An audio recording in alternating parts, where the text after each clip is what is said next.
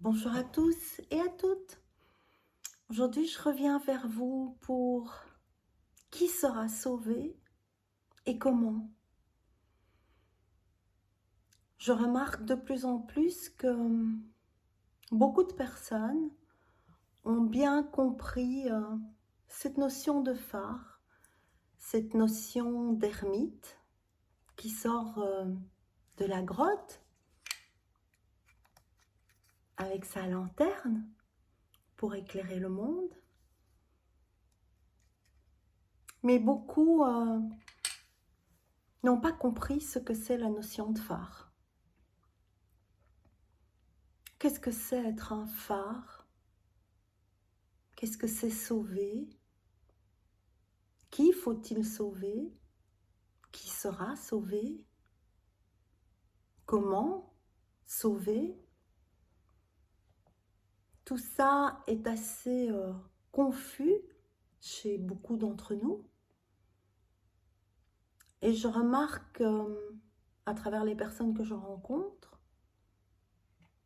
un discours qui fait peut-être fausse route. Un phare, et bien souvent d'ailleurs historiquement, les phares étaient construits sur des amas rocheux en pleine mer. Ces phares-là avaient un nom bien précis qui était, il faut que je retrouve, des phares d'atterrissage. C'est intéressant comme nom, un phare d'atterrissage. C'est pas un phare de sauvetage, c'est un phare d'atterrissage. Qu'est-ce que c'est la fonction du phare? Imaginez-vous le phare planté sur un amas rocheux dans la mer. La mer, c'est de l'eau, on sait que l'eau, c'est les émotions. Et le rôle du phare, contrairement à ce qu'on pourrait s'imaginer, qui est, il éclaire tout le monde. Non, le phare, il est là pour être vu. Il éclaire, évidemment, mais il est surtout là comme point de repère, pour être vu, pour indiquer une direction, la bonne direction, pour que les bateaux ne s'échouent pas, pour qu'ils arrivent à bon port. Et je remarque que beaucoup de phares, éclairés, éclairants, bien éclairés, sont bien plantés, arrivent à ne pas se laisser prendre par la tempête, mais oublient quelque chose de primordial. Si au loin, un bateau s'échoue et vient se briser sur un récif, eh bien le phare va sortir de sa tête illuminée, éclairée, consciente, et descendre en espérant que le naufragé, qui a pu s'accrocher à un bout de bois ou nager dans la direction de la lumière, c'est comme si le gardien du phare, il quittait le phare, il descend, il ne s'occupe plus du phare, il n'y a plus personne en fait pour s'en occuper. Et lui, il va ramasser sur la rive, sur la berge, le naufragé, et là, il le prend par la main et lui dit, viens, je vais t'aider à survivre, je vais t'accompagner dans ta souffrance, je vais t'accompagner pour te sauver. Alors évidemment, chacun d'entre vous va me dire, oui, mais on sait, on peut sauver personne. Et je remarque que beaucoup de personnes savent ça avec leur tête. Oui, je sais, on peut sauver personne. Tout d'abord, c'est faux. dans le sens où tous ceux qui sont revenus aujourd'hui en tant que phare sont revenus pour apprendre sans doute la plus grande de leurs leçons, qui est d'avoir la capacité, la priorité, le choix, la décision de sauver eux-mêmes. Et beaucoup de phares, maintenant qu'ils sont éclairés, arrêtent d'être des phares, transforment leurs phares éclairés montrant la direction en gyrophare d'ambulance, tududut, tududut, tududut, tududut, et se précipitent vers l'autre, qui peut être un membre de sa famille, un ami, une amie, un inconnu, des patients pour les médecins, pour les dentistes, pour les psychologues, pour les thérapeutes, pour les sophrologues, pour les kinés. Toutes les personnes ayant choisi un métier d'aide, quel qu'il soit, même une fonction comme femme de ménage dans une école, cuisinière dans une cantine, chauffeur de bus, toutes les fonctions d'aide et de service, au départ, la personne qui choisit de faire ça est bien plus dans le niveau médical, thérapeutique. Au départ, si elle choisit de faire ça, c'est pour aider, c'est pour sauver les personnes de leur grande souffrance, pour sauver des vies, pour les chirurgiens, les médecins, les pharmaciens, sauver.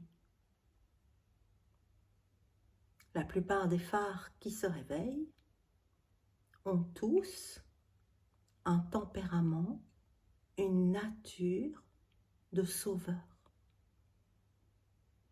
Et c'est très bien, à une seule condition, de se souvenir de qui on est venu sauver.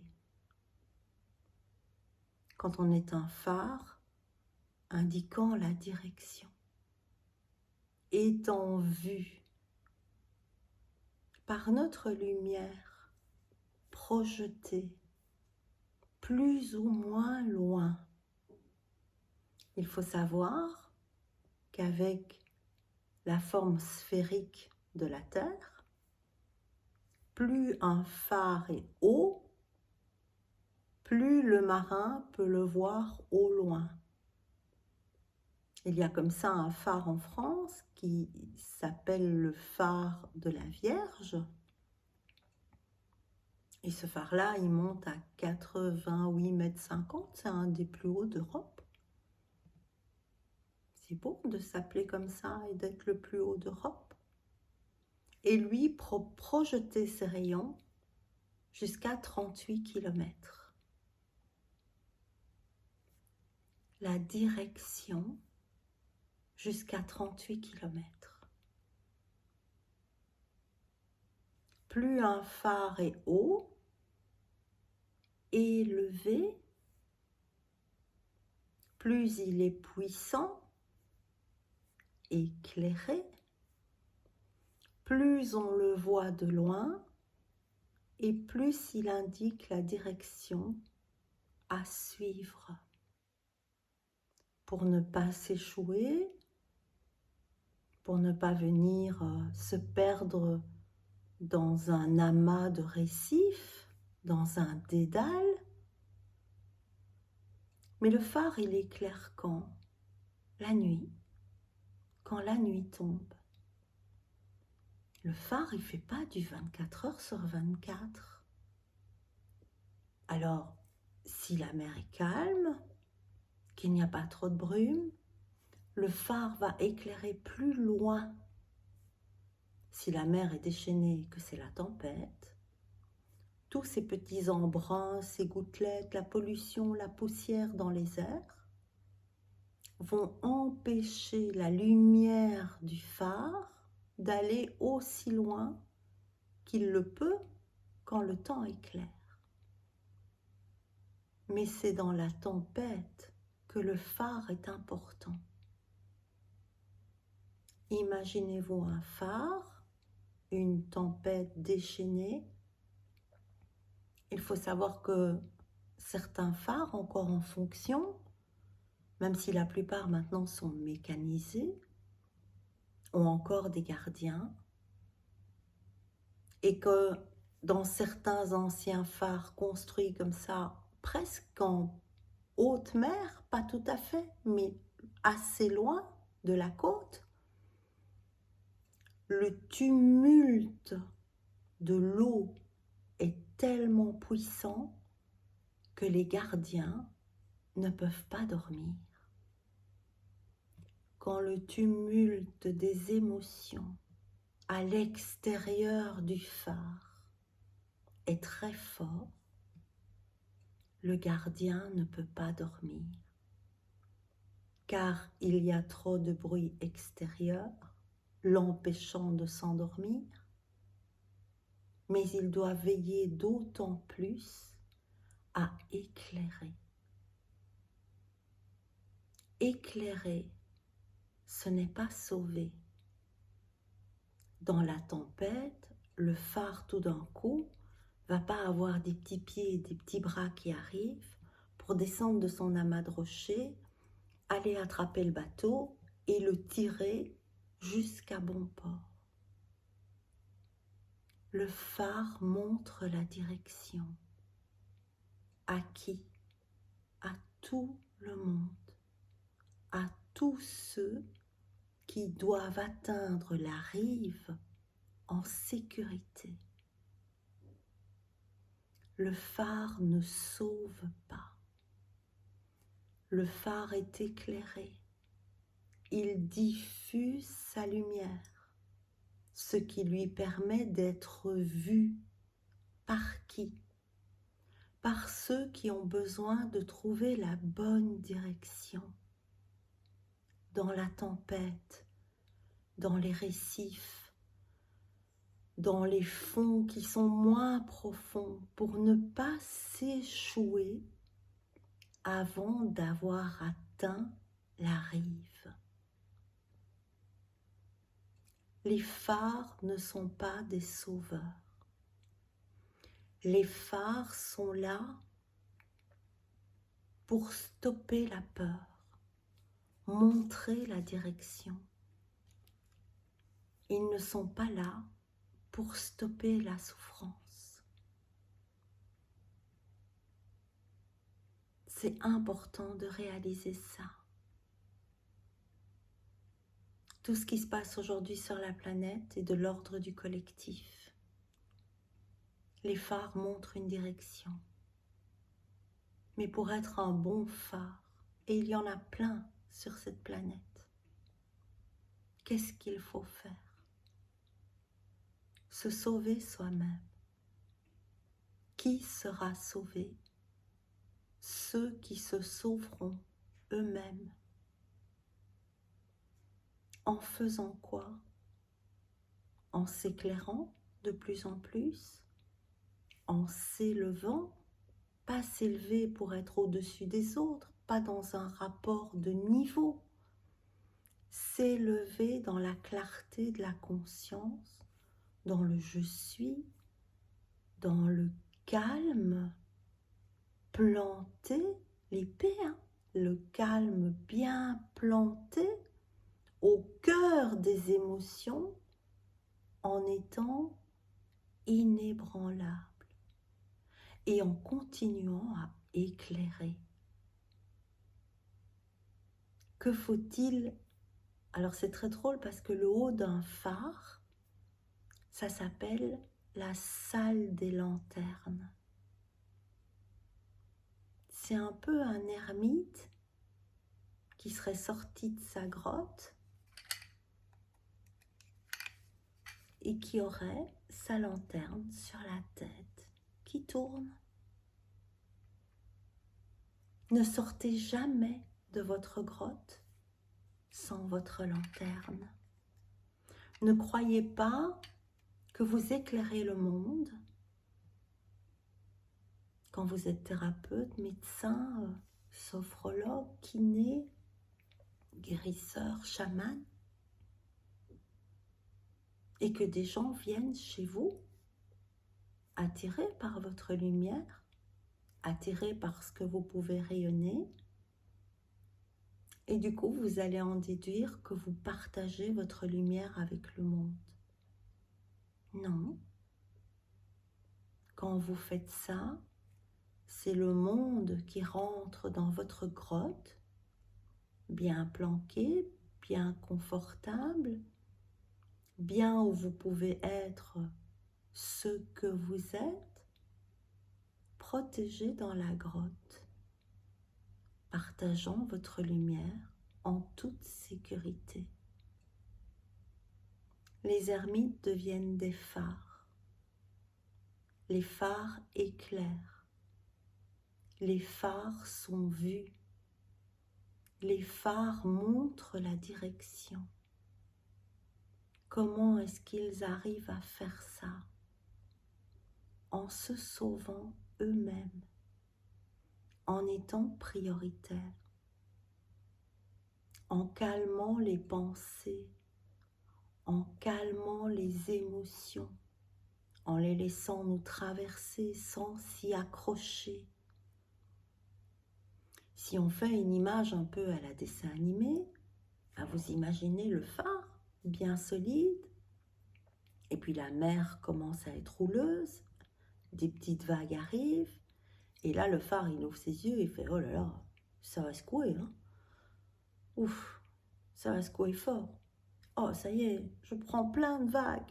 Au secours, qu'est-ce que je vais faire? Ça n'ira jamais. Je vais jamais m'en sortir. Je vais m'en aller. Je vais être pris. Je vais être abattu. Je vais me fracasser. Je vais me casser. Je vais m'éteindre. » Vous imaginez un phare?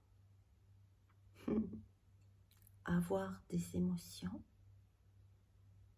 avoir peur de la fonction qu'il doit remplir.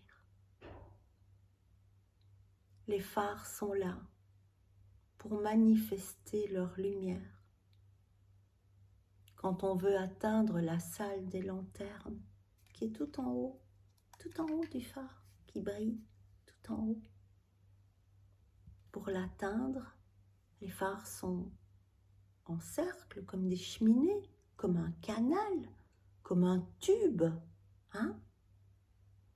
Pour arriver tout en haut, il faut prendre un escalier en colimaçon. Comme dans les cathédrales pour sonner les cloches, comme dans les églises, les phares c'est pareil. On s'élève en spirale vers la lumière, la salle des lanternes. Et notre seul rôle est de surveiller notre lumière. C'est ce qui est le plus important. Si vous êtes un phare dans un milieu médical et que vous vous rendez dans la chambre d'un patient sans avoir travaillé sur votre passé, vos histoires, vos deuils, vos pertes, votre culpabilité, et qu'une personne dans un lit vous rappelle votre histoire non éclairée,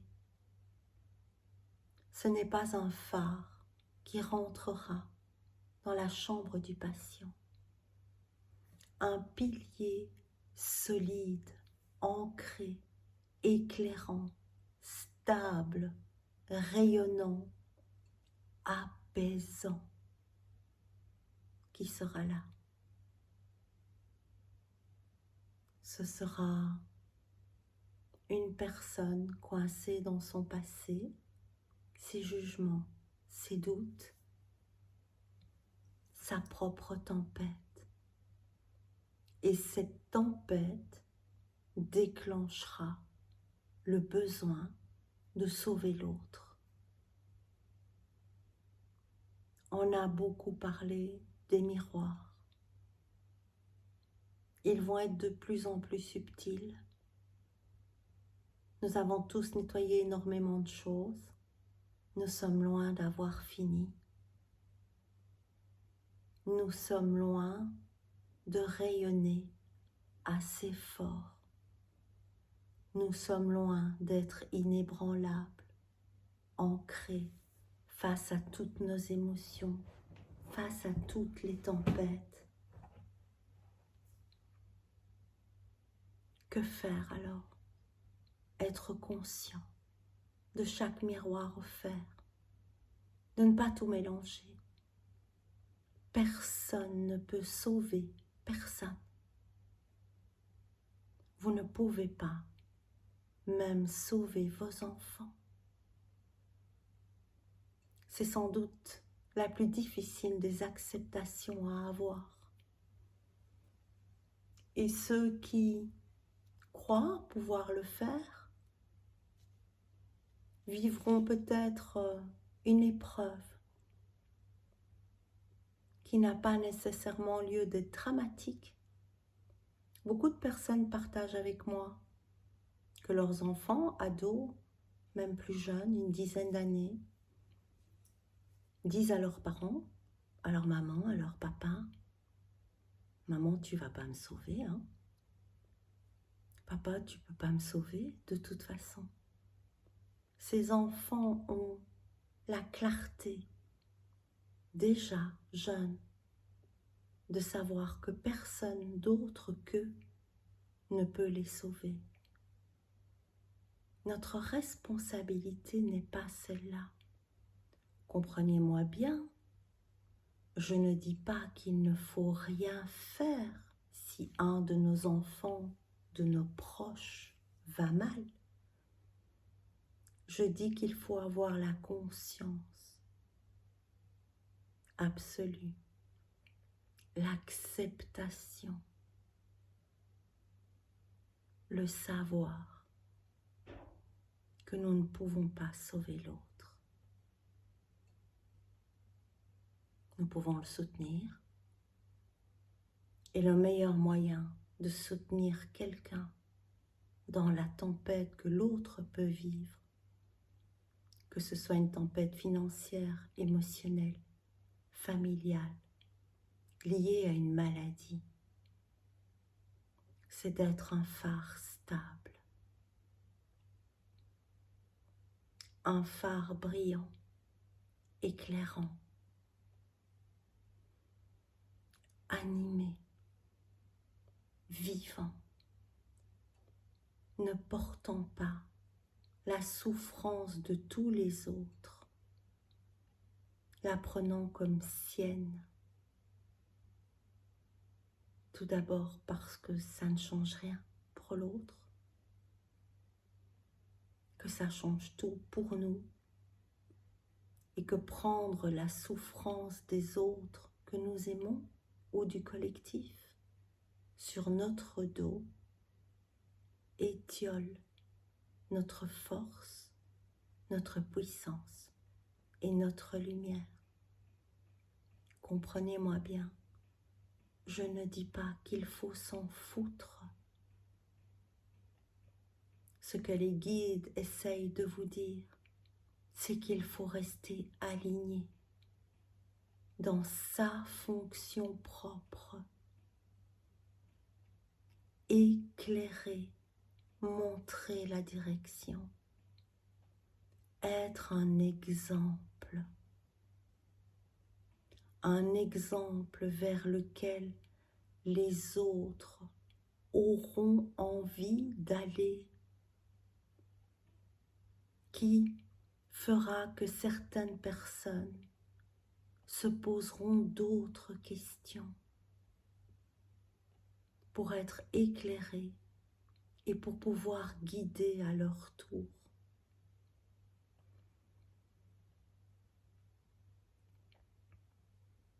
C'est vraiment très important d'accepter totalement que les seules personnes qui seront sauvées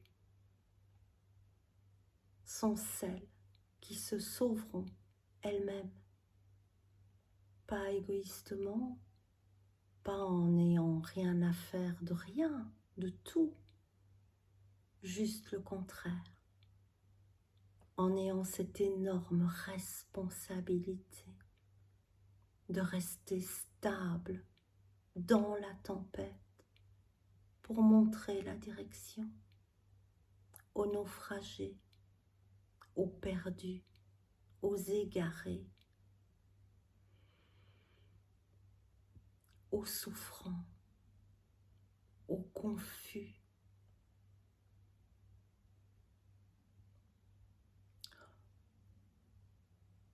Donnez l'exemple du calme. Donnez l'exemple du choix d'être heureux. C'est une décision accompagnée de choix. Cette voie-là, ma pensée, mes émotions m'emmènent dans un temps qui n'est pas le moment présent. Dès que je prends cette direction, arrive la peur et la souffrance. Est-ce que c'est ce que je veux? Est-ce que c'est la vie que je veux pour moi? Ou l'autre chemin est là. Tiens, je peux choisir quelque chose qui va me faire du bien, qui va me réjouir, me combler, me nourrir, m'apaiser, m'apporter de la joie, de la paix, du calme, de la beauté, de la tranquillité. Votre responsabilité, notre responsabilité à tous, aujourd'hui, c'est de savoir qu'être un phare, c'est un travail à plein temps. Même si le phare n'éclaire que la nuit, car la conscience du phare est permanente. Un phare reste toujours là où il est, éclairant quand c'est nécessaire, quand c'est la nuit, quand c'est la tempête, mais toujours stable.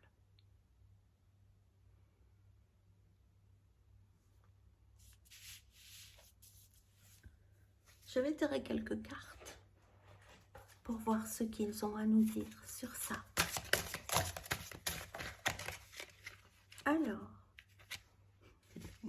magnifique, ils sont magnifiques. Et il y en a une autre qui s'est mise en travers. Alors, j'ai tiré, parce qu'on me le demande souvent, Josine, tu dis pas dans quel tarot tu tires. J'ai tiré dans Le rêve du chaman d'Alberto Villoldo et Colette Baron Reed. Vous pouvez faire pause si vous voulez prendre les coordonnées du jeu, les références. Quelle est la carte qui est sortie? De quoi on vient de parler? On vient de parler des phares qui montrent la direction, qui montrent la voie, qui sont là pour guider quand les marins ont peur de s'échouer, de briser leur navire. Le phare n'est pas là pour supprimer la souffrance du marin. Le phare n'est pas un gyrophare. Le phare n'est pas une ambulance. Le phare indique une direction. Il montre la voie pour que la personne arrive sur la terre ferme et sorte de ses émotions pour grandir, pour se révéler. La carte qui est tombée est la 35. La Trinité, dans l'humain, dans le défi, dans l'homme, dessiné dans le sceau de Salomon. Et la carte, c'est la boussole perdue. Revenir à l'intégrité,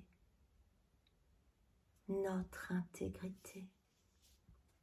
Qui vais-je sauver? Comment je vais me sauver? Est-ce que j'ai compris que sauver les autres est impossible, mais que ma lumière est importante, ma conscience est importante? L'autre carte, le pouvoir de la communauté, la carte numéro 26, le rassemblement. Le mot le plus fort, c'est le pouvoir de la communauté. On dirait tous des petits phares, regardez, tous des petits phares. C'est ça que nous devons devenir, éclairés, légers, rassemblés,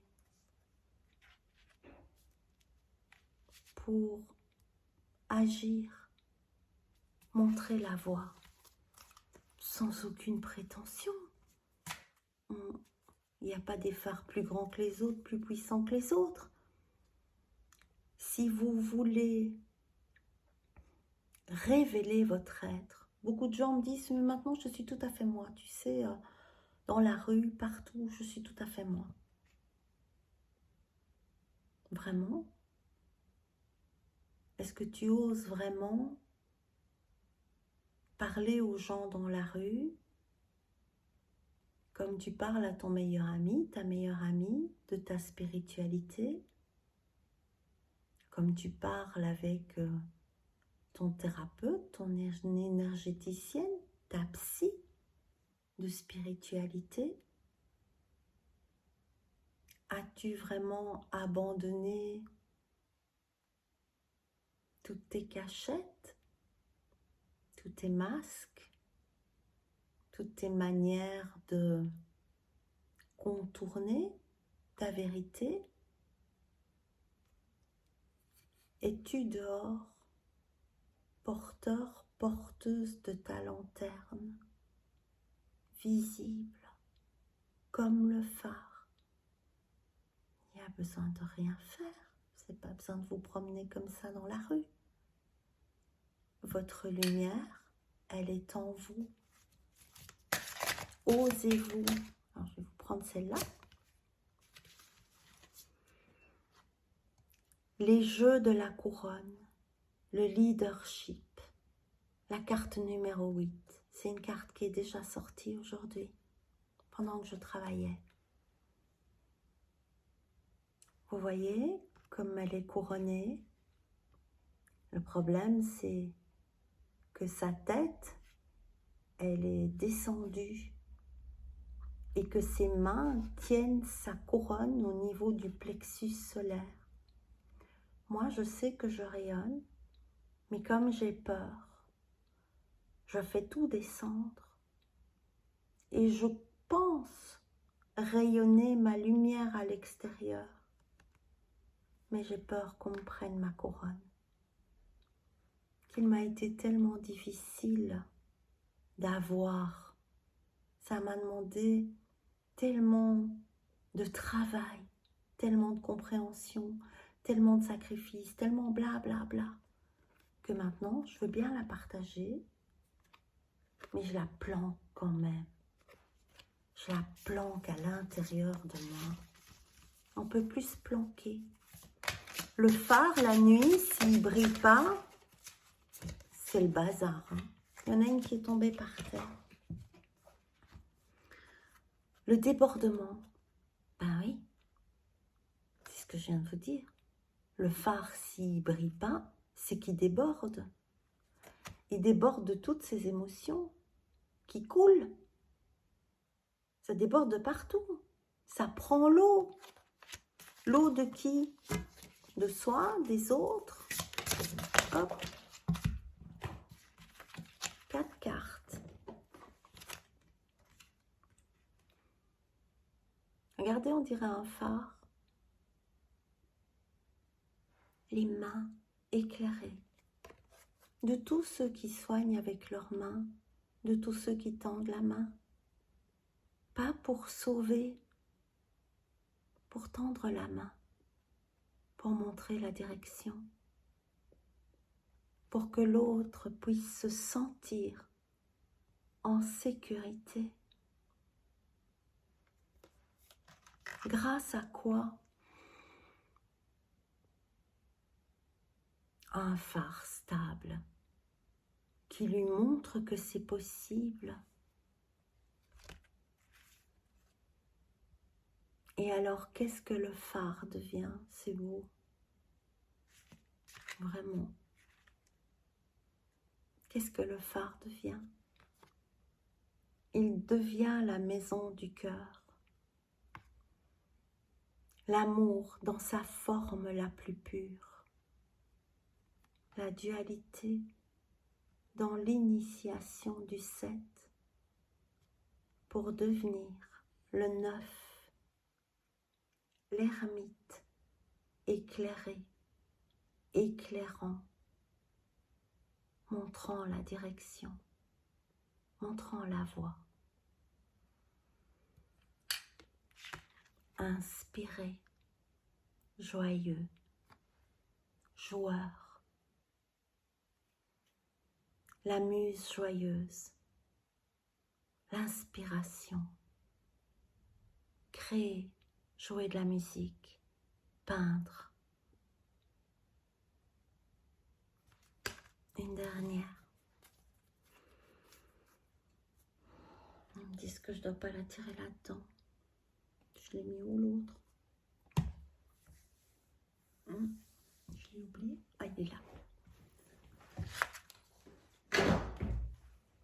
Alors, désolée pour la gymnastique. Mais c'est dans celui-là que je dois tirer. Alors celui-là, c'est le langage secret de la lumière. Oups, ça vole.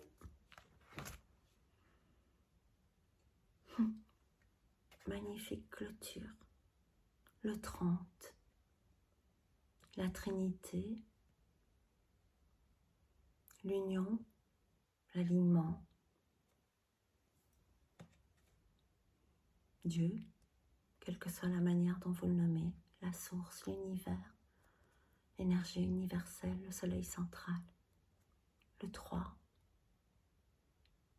Dans le 0, le tout, le rien, le miroir, la fenêtre. Seule existe la lumière. Soyez des phares, lumineux, éclairants, indiquant la voie.